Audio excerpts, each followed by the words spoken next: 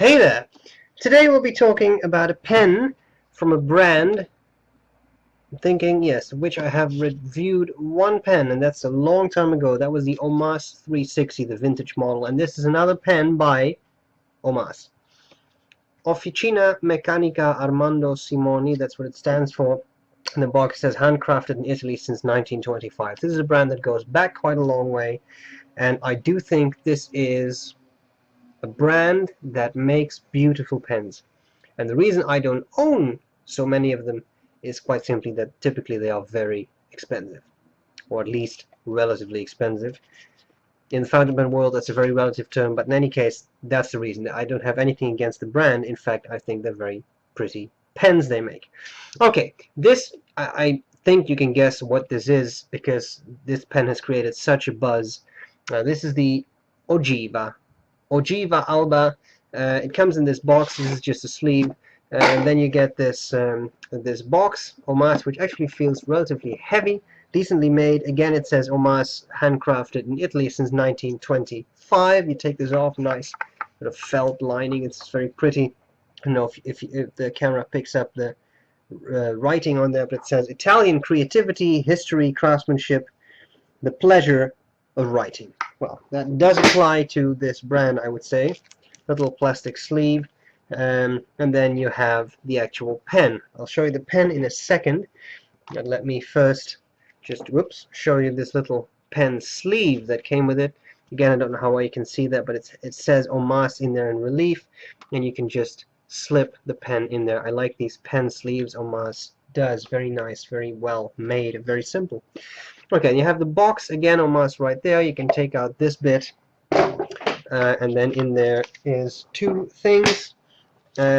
First of all, very interesting, this is a quality control card. I think more brands could benefit from that. They actually check the pen before they ship it out, and then you have your little, I guess, standard information booklet on how to fill pens, and it's actually a pretty nice one. Very glossy paper, looks very cool, multiple languages. But what you are interested in, of course, is the pen, and this is the purple finish. There is also a green, and there is one other color, so you can pick your colors, and then you have nib options, and most vendors I have seen offer the fine, medium, and broad 14K extra flessibile nibs, and then there are 18K fine, medium, and broad nibs that are not supposed to be flex, or at least are not marketed as flex nibs. Okay, I'm going to cover the parts of the pen. I'll tell you what I like about it, what I don't like about it, and then I'll do a writing sample. Let's start at the top of the cap. Finial, there's nothing. There is nothing there. It's all the same material, but as you can see, this is a very attractive ribbed design. Rhodium trim, so no gold highlights. I like the clip. The clip is relatively stiff, but can definitely be used, and it has a little wheel to make sure it actually slips into your pocket easily. Here you have this Greek key meander shape, and again it says OMAS right there. That's on the cap, and you have the barrel, tapers very slightly, and then it ends there, and then you have another nice rhodium trim ring. The pen unscrews, and this is not a small pen, it's a decently sized pen, and if you post it, it becomes really big. And what I notice here is that I found the cap to be relatively large, as you can see there, pretty big. It all gives a very nice oversized feel. If you ever use an oversized pen, you probably know what I mean. It gives a very special feeling to write with a pen like that, because it's bigger, feels very exclusive, I would say. Okay, here we have the nib. I have the extra fine, extra flessibile there. 14 karat has OMAS on there. It says extra flessibile. And we have that Greek key design again. Notice the threads in the middle of the section, which I do notice when I write. They're not super sharp, but I do notice them. And then you have the end of the section, which you can consider an ink window. You can see the ink level changing there. All right, and then it's a little hard to see, so I was just making sure I align it properly. I don't know if you can really see that, but on there is the number. This is a limited edition. This is number 114 of 327.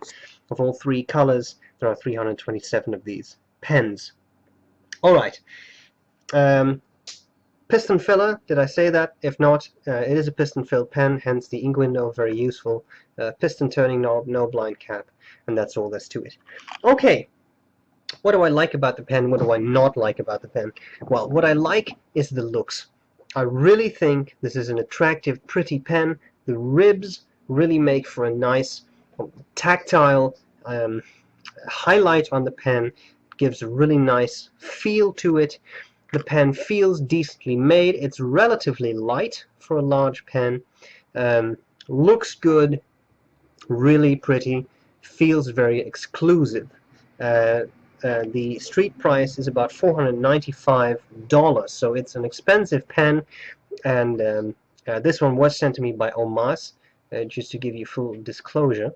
But they're not cheap pens. On the other hand, many other OMAS pens are way more expensive, so for OMAS this is not the most expensive pen. Okay, so that's what I like about it. The looks are great. I love it. Very classy, very nice, elegant pen. What do I not like about it? Well, this is an extra Flessibile nib. I used it, and as soon as I flexed it, it sprang. The tines opened up and they stayed in that position. So it's not really a flex nib, and if they say extra flessibile, they actually mean semi-flex, not extra flexible as in this is a full flex nib, treat this as vintage 14K flex. No, this is a semi-flex nib that needs to be used with extreme care. So you can use it for normal writing, then there's no issue. It's going to be relatively soft, so in normal writing you will definitely get some line variation, even with a bit of light pressure, but do not push this nib. So that's something I don't really like about it, because I interpret the term extra flessibile as extra flexible, as in you can use this pen to flex, but in reality you can't. So it is a pen that will give you line variation, and that is maybe semi-flex, like, say, an Amici Falcon, but it's not a full flex pen. So if you buy it with that in mind, you should be fine, but you need to be extremely careful. And if you treat it as semi-flex, just a bit of light pressure, then you're fine. On the other hand, why buy a pen that's marketed as extra flexible when it's not for $500? These are considerations that you will have to think about when you're intending to purchase this. If you buy the 18K nibs, you probably don't have that issue. It's a little less soft, it's not marketed as flex, etc. So there you have it. The writing experience itself has been pretty good. After spraying it, of course, I had to bend the nib back in shape because it's soft. That was not too difficult to do. I had to heat set the feed. It is an ebonite feed, but these are things that I had to do to make it write again. Once I did that, it wrote like a charm. It's a beautiful pen that also writes very well. It's just with the flexing that you have to be very careful. Alright, let's take a couple of measurements, and after that I'll do a writing sample. I have it here capped. I get 146.5 millimeters, that's 5.8 inches. Uncapped, I have, checking, 127.3, that's 5 inches. Section diameter at the narrowest point is 11 millimeters, that's 0.43 of an inch. At the widest point, 12.4, that's 12.5 rounded up millimeters, that's 0.49 of an inch, and that's all there's to it. I hope this was useful. I thank OMAS for sending me this pen. I much appreciate it. Now we'll do a writing sample, and that's it. I'll gladly see you later. Bye bye. Okay, so here we go with the OMAS. Got something on my hand there. The OMAS Ogiva Alba in extra fine, extra flessibile. As you can see, it runs dry, and the ink is nothing else than Private Reserve Tanzanite. The reason the pen is running dry is because I'm trying not to exert too much pressure as I write with it, because I don't want to spring my nib again. Okay, let's do some writing. I try to, again, not put any pressure on it because I want to show you what the extra fine nib width is like.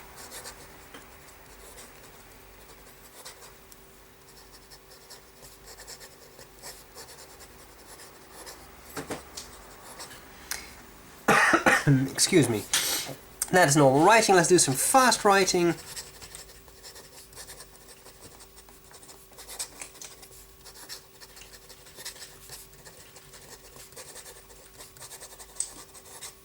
You see a few skips here and there, but overall I would say it's a relatively decent performance. Wet writing, or rather wetness. The pen is nice and wet, so that's very cool. And now line variation. I'm not going to push it all the way because then I will spring it again. I would say this is where you should stop. So again, a good semi-flex pen that will definitely give you some nice line variation. I'm just readjusting my angle there. And it really does not require a lot of pressure to give that line variation. As you can see, it's very nice, nice and pronounced, I would say. Okay, reverse writing, for those of you who enjoy that. This is horrible, very scratchy, so I wouldn't recommend that. And also, typically you do that to make the writing a bit finer, but this is already an extra fine, so maybe it has something to do with that. There just isn't a lot of tipping. Well, there you have it. The semi-flexible, extra flexible Ogiva, or I should say Ogiva, apologies. Thanks a lot to OMAS for sending me one to review. I very much appreciate it. One thing I didn't point out, by the way, in the review that I did point it out, is those threads in the middle. And as you can see here, you really do hold them, unless you hold the pen very highly or very low, close to the nib angle. But I was writing with it again, and I really don't find them troublesome. So, there you have it. Again, thanks to OMAS for sending me the pen. I appreciate it. Guys, I hope this was useful, and I'll gladly see you later. Bye-bye.